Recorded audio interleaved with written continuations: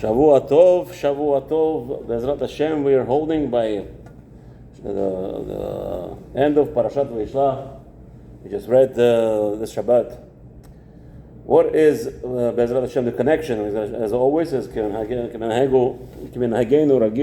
Hashem, we'll be combining the parasha, the haftarah, hopefully today's day and age, and how to Bezrat Hashem to proceed with our lives.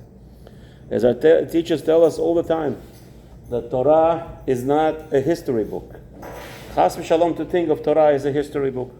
Torah is actually a guide in this world what a Jew should do with Hashem. So we're starting with Hashem with as we said, Parashat Va'yishlach. That there is such a concept, as it says over here in the parasha, that the Chachamim actually were a little bit upset, but disappointed with Yaakov Avinu's behavior as he lowered himself down to a rasha. As we said that over here, Rabbi Bachia brings down, there was a big tzaddik, and his name was Melech HaYehoshaphat. And the Gemara points out to us that he was the Zachur Letov, specifically why? What he did for what was the world was created for, is to honor the Torah, and especially Torah and people who are learning it. So Yehoshaphat was a king, even though in the stature of a king, he is not to be degrading over anybody. And as it says in the Torah, in the Pasuk, Som tasim alecha melech, which indicates to us that a king has a rulership, and kingship, not just a rulership, stam, just a word, beautiful word, a king. But there is actually a dignity to that more than that. A person is to bow down every time he sees a king, and to give him a great honor. And chas v'shalom, a king should be degrading himself before any man. However, Yehoshaphat, whenever he saw Talmid Chacham, people who would learn Torah and teach and educate Am Yisrael Torah, he would come down from his throne and kiss his hand and elevate him and give him a lot of honor. However, the sages were a little bit upset with the behavior of Yaakov Avinu, even though that was a proper behavior, but still in the fact that he went down and he bowed down to Esav, a rasha, a wicked individual, who in reality, who was actually, as we said 2 weeks ago, was supposed to be the epitome of Am Yisrael. He was supposed to be Melech HaMashiach. He was supposed to be the one to end the Galut Marmara. He was supposed to end this whole world's troubles. As we know that Adam Rishon, by his sin, caused it, and only a pure, true tzaddik and a righteous person could elevate and cleanse this world, and B'ezrat Hashem bring it to its cleanliness and bring it to the real point of why Hashem created this beautiful world. However, Esav HaRasha specifically went against that, as we said 2 weeks ago. He went against that whole purpose, as he was the anointed one, he was the chosen one by Hashem, but unfortunately, he steered out of his way. You might say, okay, so it's Yaakov and Esav. What about us? We are simpletons. We're living in this world. You might say, who are we? You're nobodies, right? Oh, come on, Rabbi. How much Torah already I know? How much spirituality I have? What elevation of holiness I have? Nothing. And you telling me that I have something to do with anything here? And that's how Yetzer Hara wins us. But this haftarah is out of this world. Who is talking in this haftarah? HaKadosh Baruch Hu went out of his way, which is not common. You will not find a ger talking a nevuah from Hashem, a nevuah that has to be only was passing on through only a noble of a nobility families. A nevuah, you have to be born to a righteous family. Your father is a righteous person. You're a righteous person. Your grandfather. You have to have lineage of kedusha in order to and still you have to elevate yourself and get to a certain point, and only then the Nevuah was given to you. As we know, how many Nevi'im were there altogether from the time of Yetziat Mitzrayim? From the time of Yetziat Mitzrayim to more than Yetziat Mitzrayim, sorry. It was from the time we entered Eretz Israel, Eretz HaKodesh. The Chazal tell us over 2 million Nevi'im. Over 2 million Nevi'im were speaking to Am Israel to elevate us from the desecration of Hashem's name, that every person has to know. If you could, chas v'shalom, could destroy, can you imagine how much you could grow? And that's where Yetzer Hara is pulling us. He's telling us, big deal, you're nobody. Come on. Nothing. What you're doing right now is fine. He doesn't understand. If I could do something bad to this world, how much more so I could do bad? Good, Mizat Hashem. How much more so I could do greatness. We will see from Ovadia. Ovadia was a ger, and he came from Zarosh Shel Esav. And this is going to be the discussion. Before we're going to get into the Haftarah's connection to the parasha, we want to see this parasha itself. As we will know in the end, we'll end off with the offspring of Esav and Rasha, what they're causing us. Rahman al-Islam. So Padarasha, as usual, will start. It starts with a meeting between the two leaders of the world. The world was split already. It was decided. You will live on your sword, as we know. That's what Christian religion is, and the Muslims are in the middle. They have shemen, right? Shuman. They have all the oil in the world. But the what does the Christians stand for? Unfortunately, the Christianity for a long time stood for that fact that they conquer. Instead of negotiating with countries that have the resources that you need, their best way is to conquer. As we see right now, this is the two Christian countries. Not to have any sorry feelings for either of them. Russia and Ukraine, two countries of Christian made, even though they claim that they have a Jewish president. I don't know what that means, Bachlav. Somebody maybe educate me what a Christian president means, what a Jewish president means over there. Is more than any other criminal that ever existed, especially with his recent disbursement of the weapons.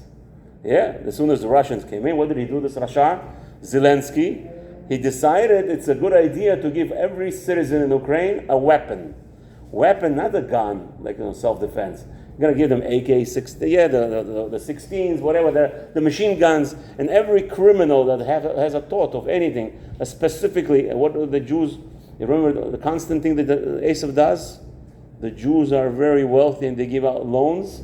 The best way to get rid of the debt is what? Get rid of the Jew. And this Rasha, the first thing he did, gave out all the machine guns to all the criminals that there could ever be. And the Ukraine is not such an innocent country.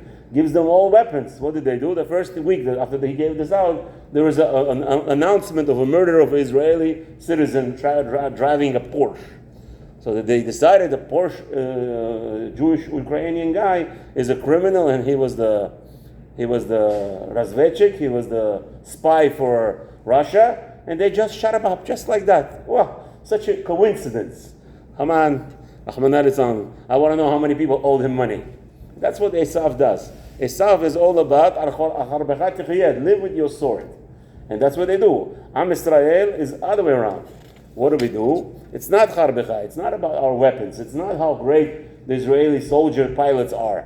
That's not what survives the Jewish nation. Come on, you have to be a fool to think that the Israeli army is so powerful, so strong. We have so X, Y, and Z. In 1948, when they took the revolutionary Arabs that were making protests against you know what happened. The Great Britain decided to give over some parts of Israel to Israeli established government, and so those Arabs decided we have to make a tumult over here. We're going to make a revolution. It's about time. The Britain is leaving. Let's go fight the Jews. My Rabbi, Rabbi Yigal Chaimov, used to say his father was in that army, or he was still alive in that army. He was born. He was born in 1947. So his father was there in that army. You know how they fought the war? Amazing. It's amazing. He says that they had pots and spoons, metal spoons and pots, and that's how they won the war. What did they do? They arranged in certain key positions. They put the Jews with the pots and pans and the metals, the spoons, and they were hitting them so hard that the Arabs thought this is a great army of Britain is back. And they start running away. That's how they won. Especially all the other wars, all miracles. The Arabs will tell you, in 1973, they thought that they saw angels. The Egyptians testified. They testified that they saw angels running at them with swords out, and they were like, they didn't know what to do with themselves. Okay? So again, Al-Char B'chad Techiyeh only applies to a goy. A Jew is never allowed to take that into consideration. Even though in our parasha, Yaakov did prepare himself for three things. The teacher Hazal tell us. He prepared himself for a war, he bribed, but most important thing, as it says over there, tefillah. And that's how you know the Hazal tell us what is the last thing mentioned. That is the most important thing that's mentioned throughout the Shas, throughout everywhere. You will see the last thing that the Torah talks about, or the Hazal talks about. This is the more prevalent idea. As Yaakov Avinu was mitpalel, HaKadosh Baruch Hu to be matzil otam. However, Hazal was still upset that he had to bow down to him. But in retrospect, as we are here today in a foreign country, or anywhere in the foreign country for that being, or even Eretz, I shouldn't say Eretz, Medinat Israel is also a foreign country to us. It's not our country, it's not our land. It's totally controlled by foreign powers. And if you think not, something you have coming to you. They totally control us. There is no sovereignty. Even though they're promising us now, finally, today's day and age, with Tavshin Pei Gimel, they promised us the government will be the most right-wing government, or the religious government. We'll see. We'll see what comes off with Bezrat Hashem. But till now, the most unfortunate, I have a lot of stories, a lot of bad stories, unfortunately, bad experiences in that Medina, where they mistreat people, and Rahman al-Islam, especially with this COVID business, how they were mamash treating khatanim, kalot, beating them up at weddings, at their own weddings, attacking people with sticks and everything. For what? For health safety, right? For health safety, we could beat you up right now with a stick. This is not Am Israel, unfortunately. But Bezrat Hashem, we're at tefillot. So now we see that Yaakov Avinu, Bezrat Hashem, meets up with Esav, and as correctly, that's what the Jews did all the time. Very important to point out. A lot of my friends, Ashkenazi friends, are very upset with me when I speak about this fact, but that's the fact. That in the Europe countries, there was a lot of discrimination and a lot of pogroms and a lot of holocausts. It was not one holocaust, one event. It was to the past couple of 100 years, 400 years already. Kazakhs actually killed the entire Jewish heritage in Poland in the mid 1400s already. Okay, so the Ashkenazi friends were unfortunately went through a lot of Gehenom throughout that period of time, and one of the things that I tell them that how we prevented it in that same span time, the Jewish people in the Muslim countries, we did not have these problems. So how did we prevent it? It's very simple. If you take a look at the storybooks of the Sephardic rabbis, and we could learn a great lesson from them to today. The main reason that it didn't happen, I believe, is that Baruch Hashem, they knew how to bribe. We knew how to bribe the goyim. The rabbis in our generation, in our heritage, were always giving charity to poor people that were greeting them in the street. As you could see many stories, Ben Ish Chai, all the Atiyas, all the Rabbonim, always constantly giving charity to goyim on the street to make sure that they are satisfied. And unfortunately, you take a look at in the European Jewry, they have different understanding of charity, and they were very makpid on not sharing charity with the goyim, because could understand also that there was obviously a lot of Jews suffering.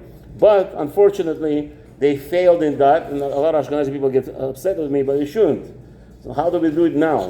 How do we prevent now these calamities from the goyim? And this is what we do. I tell everybody, it's a must. You hear, Jonathan? A must. When you go shopping, especially in New York, I don't see that much here.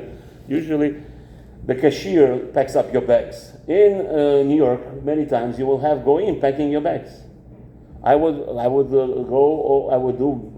work very hard, try to figure out how to give a guy a tip. Today, unfortunately, today's day and age, today you don't have money, right? Like they say, there's a what? Yeah, Zell tip $1. Okay, so today we don't have that. There's not a sham. So what do? I used to tell the cashier, please charge me extra and give it to the guy a tip. That's what, a tip is a very, very important person, a very important contact, and especially when the goyim do deliveries of furniture, something that they go into your house, not like Amazon, drop off something at your door and bye-bye. A pizza delivery, food delivery, a furniture delivery, anything that comes to you with a delivery and a goy is putting an effort to it, you are advised to give him a tip. And that is the way, Bezat Hashem, how we're going to be protected from the goyish pogroms and goyish behavior of trying to harm Am Israel. It's advisable. So we see that also that Yaakov Avinu, he went ahead and he had a fight with Esav's angel. So you see that this Parshat Va'yishlach is actually starting to mention already one of the Ikarim mitzvot of the Jewish nation, which is what? Not eating things that are forbidden to us. And we'll see that Gid Hashem is mentioned, that what is exactly happens with the Gid Hashem, and that's where unfortunately the Jewish people are failing. And this generation as well. Unfortunately, we are not exempt from this sin. The sin is immorality. Where did Yaakov Avinu get hit by the angel of Esav? As Esav's angel saw that he's failing. What was his failure? His failure was to conquer Yaakov, to go to the Esav's side with all the arguments that he had, and he was about to fail. But one thing he decided to do is to harm Yaakov Avinu in that private part, which will indicate, and that's how Hazal explained to us that from that point on, Am Israel has this unfortunate desire to do immorality. It's unfortunate, but that's what it is. We have to face it. We have it, but it's in within us. It's that feeling, that desire to do things with that are improper. But again, also it's related to, as you see with food, as the Chazal tell us that you are not allowed to eat bishul akum. One of the reasons we're not allowed to eat goyish food that was cooked, even a goy cooked in your house. If you did not light the fire, if you didn't put the food on the fire, into the pan, it will be asur, because the goy is cooking for you, and that will lead eventually to the immorality of improper behavior. Once again, we see the connection between the Am Israel is not eating Gid Hashem, are no more eating this part of an animal that contains that vein, or whatever that's that vein. By the way, Ashkenazic authorities, they rule half of the animal in the back completely. They separate. They don't allow eating. For instance, our Sfaradi Rabbonim allow us to eat a tail of an ox. By Ashkenazim, they don't allow that. The whole thing is in the back of it is gone. And again, the prevalent issue is that Sephardic sources in the Torah is that we know how to take out Gid and Hashem, and therefore they were successful with it. Ashkenazim, they're not participating in it because their Masorah is not to do it, and therefore the half of the cow and the back of the cow they just throw out, they sell it to Goyim, and they just stay away from it. But again, we see the relevance. Again, staying away from eating, and food will bring us to do immorality. And unfortunately, as soon as Yaakov Avinu comes to the Eretz Israel, we see that also, that there was an aspect of immorality, and that was Dinah was taken captive, prisoner. She was not just taken a prisoner as a captive. We know that unfortunately she was defiled by this individual called Hamor, and Shechem ben Hamor. He was the son of this individual that actually, as we'll see that later on, there is a connection that Shechem he defiled Dinah, and who inherited the land of that land was also Yosef, as we'll see that in reality last week maybe it was glad to mention a little bit. We'll go back that Leah was pregnant with Yosef. She was supposed to give birth to Yosef, and Rachel was supposed to give birth to Dinah, according to many Farshim. And Leah davened to Hashem that it should be a swap. That Leah should have a Dinah, and Rachel should have the Yosef, and that's how it happened. And that's one of the Perushim is, why did Dinah have this unfortunate behavior going out and see what publicly is done. Hooray, it says in the pasuk in Tehillim, Kol kevuda bat melech pnima. The entirety of a woman is being hidden inside and not to be outside. And what was this whole concept? Dinah was not a young girl anymore. She was not a baby, 2-3-year-old. She was at least Yosef's age, and Yosef was already 6 years old, 6, 7. He was already 7 years old at that time, and Dinah was also. So you're gonna say, "Wow, what's 7 years old? It's a small little girl." No, it's not. Rivka was already at 3 years old, and we know she was already sho'evet mayim. She was already getting water for the whole family from a well all by herself, with no shomer, no watchman, no nothing. And the parents felt confident with her doing it because, as it says over there, she was a holy child, a 3-year-old. No, she was not defiled at all by anybody. Nobody could look at her to defile her. That was how holy Rivka was. But unfortunately, Dinah has this tendency to go out and mingle with the girls of the town. An unfortunate situation. This is very important for today's generation as well.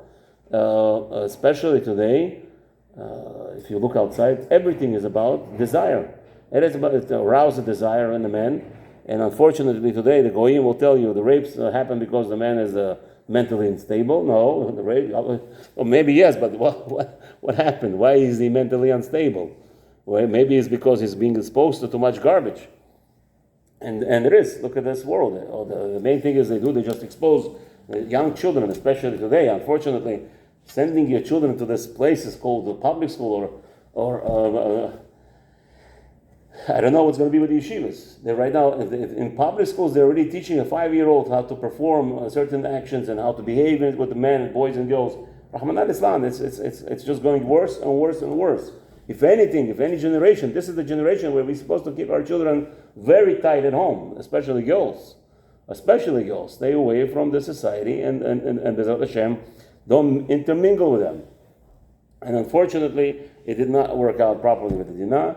And as we know the whole story over there, that Yaakov's sons came and they waged war with this whole army of the whole country of Hamor.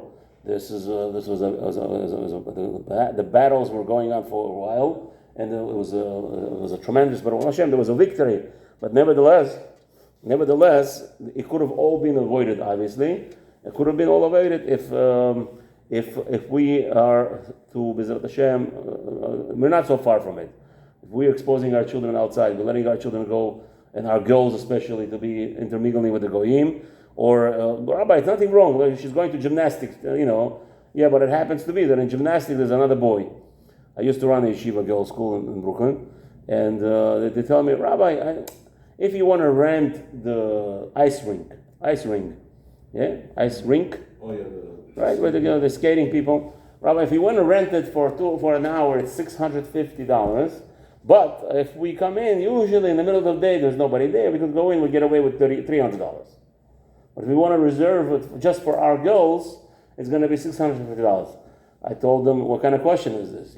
We're renting the whole place, and that's it. What is this? No, it's fine. Yeah, I said, no, it's not fine. Our girls should be exposed, and there's going to be boy there. Maybe there's a boys decided to get off school and they're coming to be with our girls. Chas v'shalom. We're not in business of saving money. We're in business of saving nefashot. We're in business of building Am Israel, and not chas v'shalom just because I'm going to save $300 and it was hard. Believe me, so that $300 is also a lot when you have a budget and when you don't have money and you have to go and beg somebody for it. That's what you do. Am Israel is not a poor nation. Baruch Hashem. We go and find. You go and collect. You have to do everything possible to stay away of chas v'shalom, having this a position of intermingling between boys and girls. Unfortunately, it didn't work out in this parasha properly, but in the end, it was a great disaster. As we see that HaKadosh Baruch Hu had to intervene. And HaKadosh Baruch Hu had to intervene between all the Canaanim decided to wage war with Yaakov. Because they knew that they had a mevu'ah. What was the mevu'ah? Everybody knew that Am Israel, Canaan is going to belong to Am Israel. They knew that. And it started actually already before, with Lot and Abraham's shepherds. The whole fight there was, Lot said, everybody knows here that's our land. Right? So he let his animals go without a muzzle, And unfortunately, Avraham Avinu did not agree with him. He said, we cannot do that. It's not ours yet. One day will be, but it says, Hashem said clearly, the Goyim don't have the sins enough yet to be thrown out of here, so we have to stay low. Lot didn't believe that. And Lot had a big following. Unfortunately, Lot was winning the argument. So Avraham Avinu asked them to please separate from me. If you want, no problem. You go to the left, I'll go to the right. You go to the right, I'll go to the left. Wherever you go, I'll go opposite. Have it your way. And unfortunately, Lot took away the vast majority of Avraham Avinu's following, because Lot was the next leader, as they all understood. Avraham Avinu still didn't have children. Yeah, so at the Ma'apecha of Sdom Amorah, all the nations understood that it's not their time yet. So as soon as Yaakov's children behaved in a certain way that caused the Goyim to start being worried, and they did. Right away they gathered armies, and they were about to attack Yaakov Avinu and his entire family. And until HaKadosh Baruch Hu, it says over there that HaKadosh Baruch Hu made them all scared in their minds, and they did not pursue to attack Yaakov's children. Now, again, the concept, we go on. Now we're going to go to the Haftarah.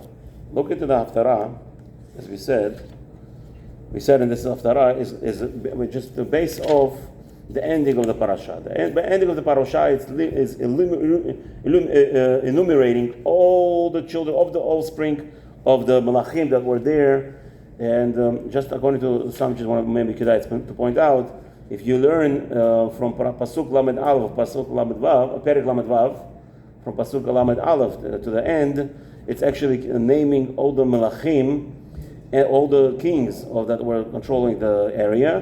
But in reality, there are some say that all these names are of Malachim of Kabbalah, that were the angels of Sitra Achra that were in charge until Am Yisrael came to possession. That was already with the Shaul HaMelech. Okay, and all the names of Esav and all the names that I mentioned from Parashat Shvi, from Aliyat Shvi all the way to the end, it's enumerating all the Alufim, all the generals and all the armies, all the kings. They're actually the names of Tumah, the names of impurity of Sitra Achra. So we're going to start over here. That what was the Avadia? As we said earlier already, Avadia is to teach us that HaKadosh Baruch Hu could take anybody. It doesn't matter what level of purity you are, what your lineage, are you really born to the Jewish nation or not? That's not necessarily the important nekudot, not important points. We learned from Avadia, he came from who? He came, and it says over here that he was actually a servant in the house of Ahav and Izebel. You hear? He was a servant. He was the inner circle of Ahav and Izebel. Who are those two people? As we know that those are the king and the queen of from the Malachut of Israel, and they were mamash doing everything possible to divert Jewish nation from Torah. Anything and everything possible they did in their hands. And yet, this Ovadia was a tzaddik, such a holy person, that he didn't learn 1 ounce misbehavior from these two people. In contrast, why was he chosen from all the Nevi'im? That was the reason. The reason is that he was first of all a ger from the Gerim. He was from the lineage of Esav. And second of all, he was actually doing something that his king and queen were against. What were they fighting? Achav and Izebel arranged a murder of every prophet in the nation. Just like you had today. The recent history we had in Russia, the Russian government tried to arrest all the Bukharian rabbis. Unfortunately, they succeeded with all the Kafkazi rabbis. They killed all of them.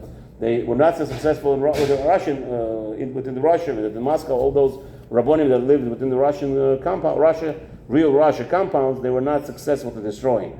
Unfortunately, there were very, very successful operations against Kafkazi Jews, and Bukharian Jews, Baruch Hashem, they did not succeed. As we had a lot of Bukharian Jews, Rabbonim already in Eretz Yisrael. And there was a very tight connection between Yerushalayim, Mea Sharim, and Shkunat HaBukharim to the Jewish population in Bukhara. And Baruch Hashem, it did not diminish and it did not succeed. Even though there's a lot of stories where they were trying to pogrom, tried to arrest a lot of Rabbonim in the Bukhara, they did not succeed. But this is the first thing that the Goy always does. Goy tries to get rid of the religion from everything. And so this Ahav and Izebel were not different. They decided to take a route of Esav, and Al-Har Bechat Yechiyah, they decided to destroy and kill all the Nevi'im of that generation. What do the Nevi'im do? What is the purpose of Nevi'im? The purpose of the Navi is to bring the word of Hashem down to the earth, to the world, and to make sure that people are not going astray, Chas v'Shalom. And this Nevi'im that were decreed to be murdered. However, Ovadia did something special. He got 2 caves. He separated 2 caves that were, I guess, were not public to the kings. Maybe not in his maps or whatever it was. And Ovadia hid in one cave 50 Nevi'im, and another cave another 50 Nevi'im, and that's how he kept alive 100 Nevi'im. The great thing is, very important information to note, by Achav, the king, Achav actually almost conquered the whole world. Physically. He was in battle. He had not lost any war in his lifetime. Whenever he was waging a war, he was always successful. No army stood before his army. That's how powerful he was. And the reason being, the Chazal teach us, this Achav had a special thing. It's called, in his generation, no one spoke Lashon Hara. In his generation, no one revealed. There were people who were actually imagine yourself to feed 100 people, right? 100 families. You have to feed 100 families. This is what Avadia was doing every day, bringing them, let's say, at least 2 meals, right? You have to bring 200 meals every day to the caves, and nobody knows about it. That's very strange. So Chazal Zal say, no, there were townspeople, everybody in that town, in the nearby towns, knew exactly of Avadia's plan, and none of them revealed the secret to Ahav that he was sustaining these families. None of them. And that's how he in retrospect, Avadia and his family later on will be rewarded. As we see that first reward we see right now from this Haftarah, that Avadia was chosen to be the one who's going to bring them the nevuah, the prophecy of destruction of Esav. Who was Esav? He was descendant of Esav. So why was he chosen? Another reason is that Esav was actually opposite. Avadia was totally opposite of Esav, right? Esav grew up in a family of Torah, of holiness. He had 2 tzaddikim, Yitzchak and Rivka, where he was a descendant of Yitzchak and Rivka. He saw Avraham Avinu, right? Esav, and yet he turned away from Hashem. He turned away from Hashem. Everything to do with Hashem, he ran away. However, Avadia, he grew up under the rulership of these 2 evils of the evils, Achav and Izebel, and yet he chose to live with the Torah, and that is one of another reasons why HaKadosh Baruch Hu chose him. So again, he saved the Nevi'im. The reward was he became a Navi. He was speaking in Nevuah, and what was he prophesying? Let's see what the Torah tells us. That Avadia prophesied that Esav, the evilness of Esav did not have boundaries. How much so? That Esav used to live on a south border of Eretz Israel. Esav was in the Seir, right? He was in Darom, and any time the Jewish nation had any problems, unfortunately, it gives us the nevuah that they were actually rejoicing. They were rejoicing that the Jewish nation is being stricken now, and unfortunately, as it says over there, that Esav did not hold back his joy. And so Avadia is telling them, what kind of behavior is this? How would you do such a thing? You are, Hashem put the Seir. Seir was a very small country, by the way. Very small country. And Esav was flourishing within it.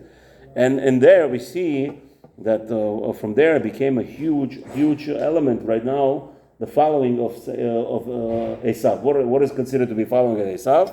So I believe Gaon Mivilna said two things. He said that how do you know who's Esav and how do you know who Ishmael is? So very simple. Ishmael, anybody who believes in Muhammad, and Esav, anyone who believes in Yoshka. If you believe in either of those two, that's what you are defined. And right now they're holding about, they say 2.3 billion people in the world are following this idea of Christianity. And that is the Esav followers. Again, so the Torah tells us what did Hashem do? It is very prevalent by HaKadosh Baruch Hu. He usually elevates a low life to a high levels, especially like we saw with Haman. Most recently, Hitler. Who was Hitler? He was a painter in some house, and he didn't have a job, and he was complaining the Jews did not give him charity on the street when he was lying, asking for charity. That was his main complaint, right? And in the end, look what happened to him. He became a king of a country, and almost a king of the world, conquering mostly European countries, like it was his backyard. HaKadosh Baruch Hu does that many times. So HaKadosh Baruch Hu also too here, he takes the Esav from a little land, and he elevates them to a greatness. Ad kadei kach that there are 2.3 billion people worldwide today practice Christianity. Some say 3.5 billion, almost half of the world. See what's going on here? Okay. So Hakadosh Baruch Hu is complaining through Ovadia. He's telling to Esav, how dare you, enjoying in your heart that the nation of Am Israel is being smitten. I guess Hakadosh Baruch Hu, right? And there's nothing comes for free. Why did Hashem allow Am Israel to be harmed? As we know that sometimes that there is no other way out. If there is, Hakadosh Baruch Hu doesn't just destroy because for fun of it. It's because the main reason is there's no way out. Nobody cares. Nobody concerned, and there's no even a little spark of light that's igniting anybody in that generation. If there is no igniting light that's guiding the Jewish nation to the right path, unfortunately, that's when the overspilling of the what's his name starts right away. As soon as there is in Hashem's eyes, he sees that there is not even a little spark left to ignite the Jewish nation to steer back to Hashem and Hashem's ways. Unfortunately, what happens is that's when the calamities happen, and here we are. We're still in the galut that happened 2,000 years ago, 1954 years ago. We're still in that galut because of our deficiencies. However, the ta'ana to Esav is, okay, so they have deficiency. I'm taking it out on them. What are you doing? Why are you rejoicing? And not just rejoicing. And it says in the Navi over here, Avadia told them, I don't understand you. Okay, they're suffering. What did they do? They came in and they took a lot of booty. They came in and they took gold and spoils. They took a lot of spoils from the Jewish nation. Hashem says, I don't understand you. You didn't come to fight. You didn't come to wage war. You didn't come to defend Am Israel. Okay, so sit quietly. Why are you coming out? It says over there, the Ta'ana, one of the Ta'anot is they came out and they made parties. They made parties. What was the party about?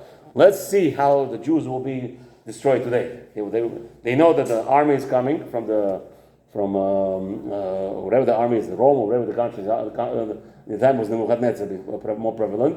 Right? Nebuchadnezzar will come and will decree that tomorrow we're battling this city. So what do? The Esav Rashaim, they would set up tents and they would have a feast, rejoicing and watching how the Jews are being slaughtered. That was the joy that they had. Yeah? Instead of coming and saying, okay, forget about it. You don't have a big army against Nebuchadnezzar. Who had? Nebuchadnezzar controlled the whole world 40 years. Not a small feat. And what do you do? So okay, you're afraid. So sit in the house. No, we're gonna go outside and we're gonna make a feast and we're gonna make an enjoyment and we're gonna see how Jews are being slaughtered and we're gonna have wages. How long they're gonna last? How many minutes? How many seconds? There was a whole big business, big spiel that they made out of it, and it was all about just sticking it to Hashem, to Kosh Baruch Hu.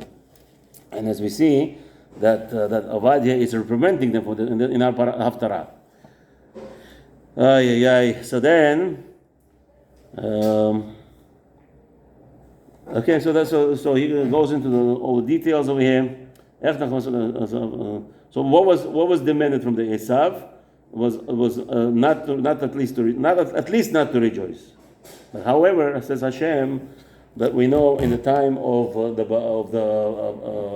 the Romans already, that was the empowerment already of Esav. He himself, he came and started to destroy the entire nation and to destroy Rahmanan Islam, the second Beit HaMikdash. So HaKadosh Baruch Hu says, Avadia Navi, he says on that day, so again, as we know, that every time that there is a war waged, there is going to be strategies of how to defend and how to survive. HaKadosh Baruch Hu says, Avadia will make sure that in Esav's camp, there will not be any strategy how to survive at all. They will be all mishkabubul. They will not have proper state of mind, how to not just wage war. They will not even know how to save what's from theirs. And we're talking about 2.3 billion people over here. It's going to be not a small task, I guess.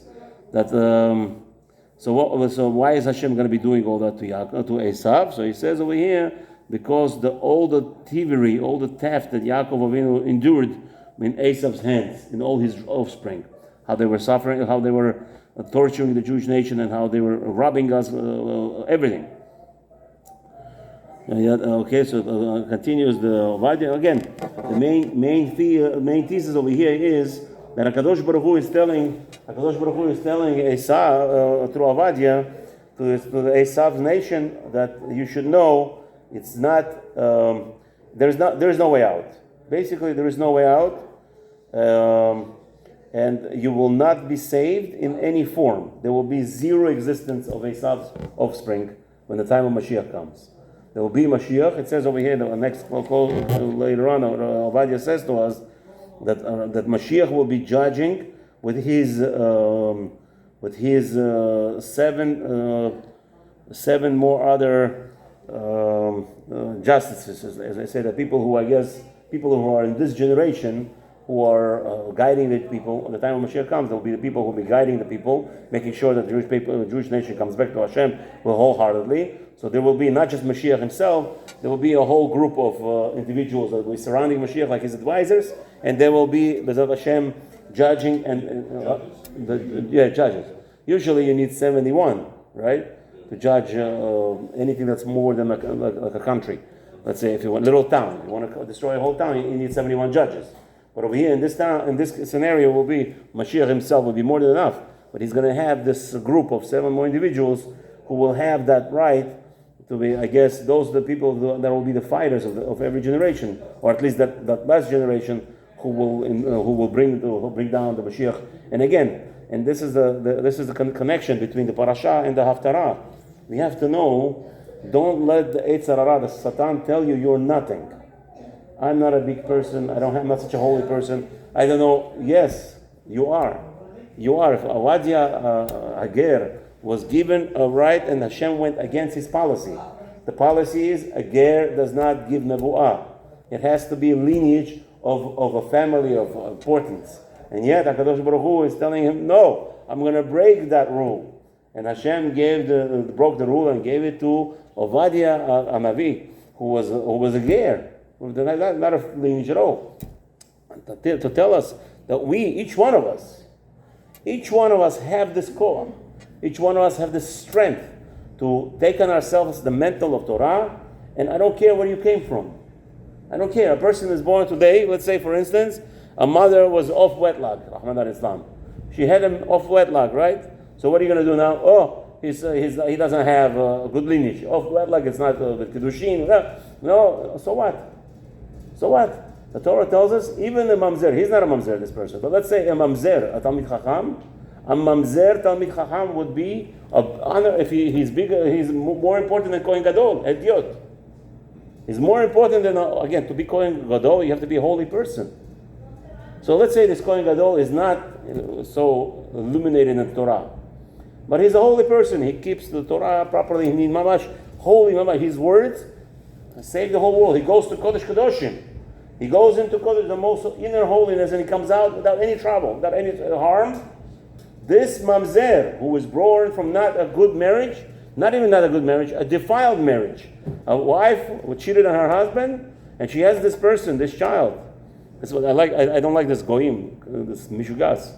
Oh, this girl was raped by her father. Okay, shalom. Unfortunately, now let's kill the baby.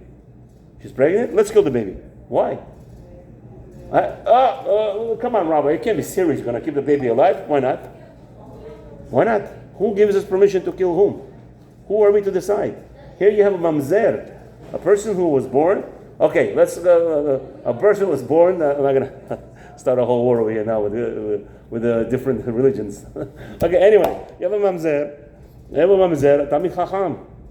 A person could become a Talmid Chacham, and he is honored more than the holiest of holiest.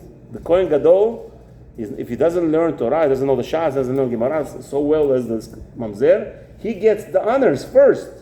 He goes to the Aliyah Torah first by us. Yes, by us we have obviously lineages, we have importance and the kingdom and everything nicely. It's all nice and dandy. But the crown of Torah does not belong to anybody.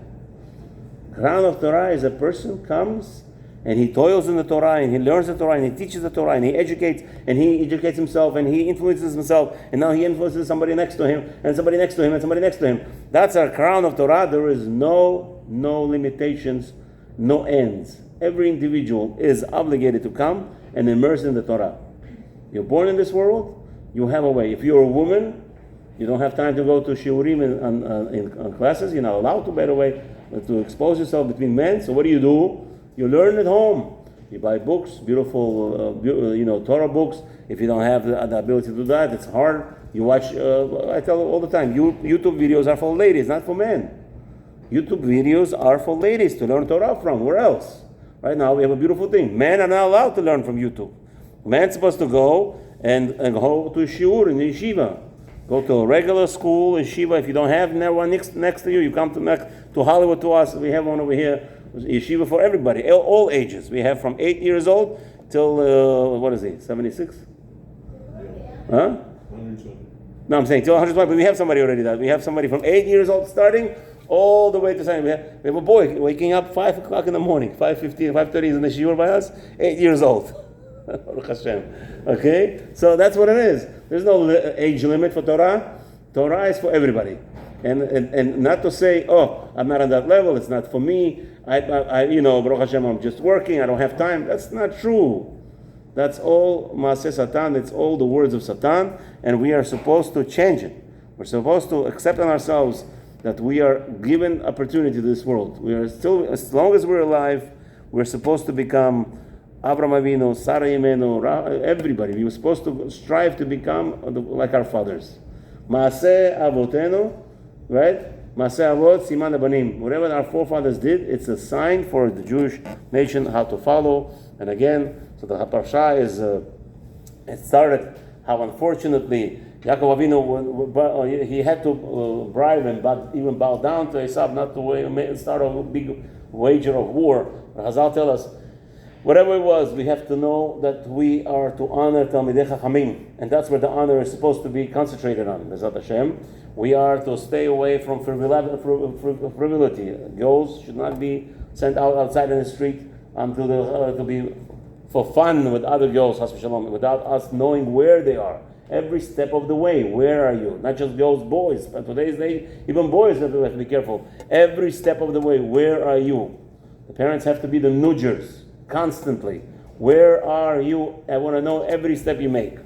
Bezat Hashem. According to the Chacham in our yeshiva, Baruch Hashem, Rav Buton, Shia Bari V'Shalem, he says, no, parents have to invest a lot of time with their children.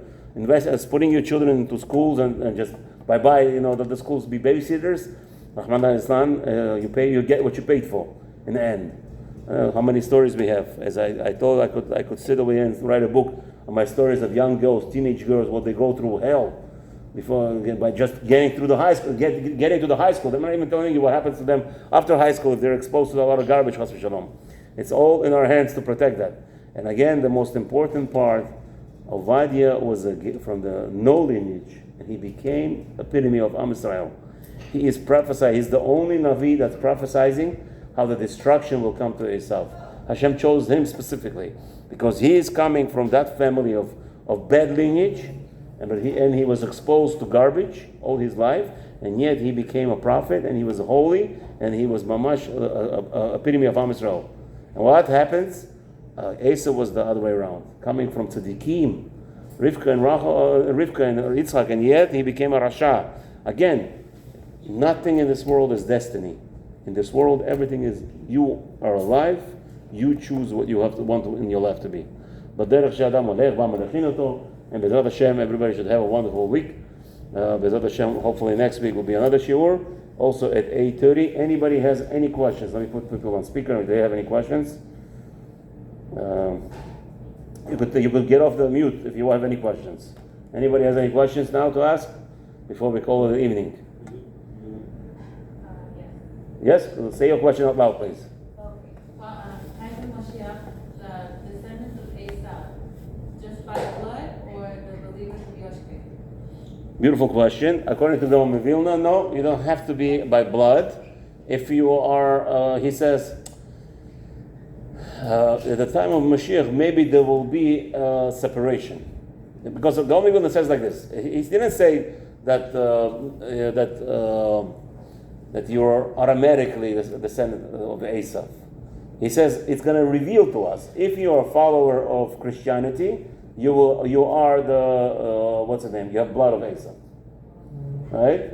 So most probably at the time of when the wars are going to be going down, there will be a choice who will follow which religion. Today, even the Christians they don't believe in Christianity, do they? Right, it's a big business.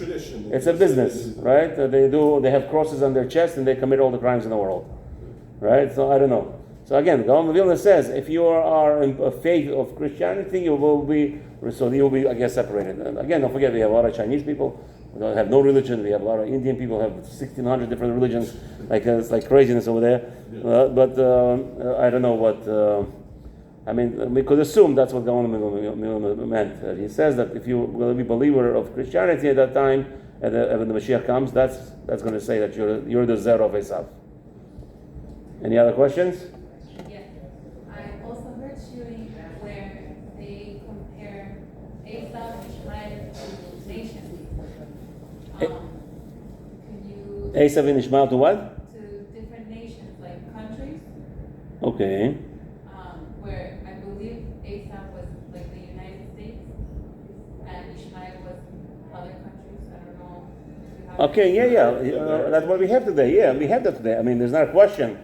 Not anymore today, America probably. Today, the person who you heard might change his mind. America is no longer Christian, so. It's not. So, okay, every country, yes. We said, I spoke about Russia and Ukraine. They're both countries from a Christian background. And they're fighting each other. So it's not like Christians will fight only Muslims only the Jews. They fight amongst each other all the time. Throughout the whole Europe history, France fighting Italy fighting Germany, before all the wars, all World War One. Well, they consider the World War One as a World War One. What's World War One? Christian countries fighting each other. Yeah. As far as I'm concerned, there was no World War One and no World War Two. They all Christian countries fighting each other. World War, you want to get Muslims involved, you want to get India involved, you want to get China involved. Maybe we'll say that's a world war. Yeah. But if Christians are just fighting amongst each other, as they usually do, because that's what the Ace of Israel represents, no peace, no love between your brothers, just stronger will wins.